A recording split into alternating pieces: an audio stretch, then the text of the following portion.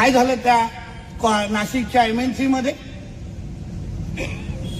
कंपनीमध्ये काम करायला आले, त्या लोकांना वाटले हे नोकरी करणार, पगार खाणार, तर नोकरी करायला सुरुवात केली.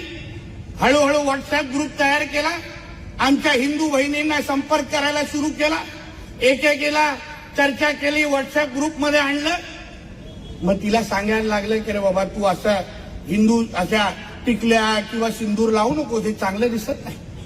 मग हळूहळू तिचे काय पेहराव करायची ते कपडे बदलायला लावले, तिला हिजाब घालायला लावला, बोलतो हेच घाल, बघ तुझ्या आयुष्यामध्ये किती परिवर्तन होतं.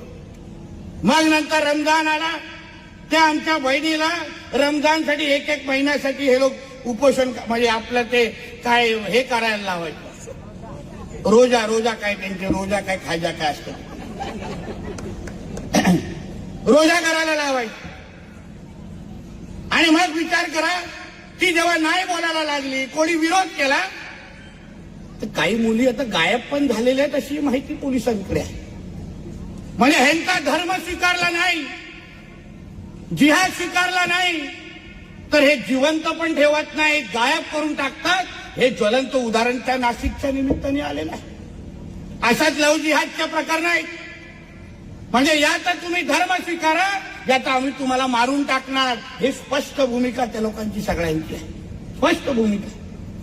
पण त्याच्यापेक्षाही महत्वाची गोष्ट तुम्हाला सांग, हा तर ते लोक जिहाद त्या लोकांनी केलाच, पण जेव्हा त्यांना कोर्टात त्यांना घेऊन गेले, कोर्टात त्यांना पोलीस घेऊन जात होते, तेव्हा 600 ते 700 मुसलमान समाजाचे लोक त्यांच्यासाठी तिथे जमलेले आणि त्यांना बाहेर काढा असे नारे देत होते. 600 ते 700 म्हणजे बघा, आम्ही असा दुजाभाव करत नाही.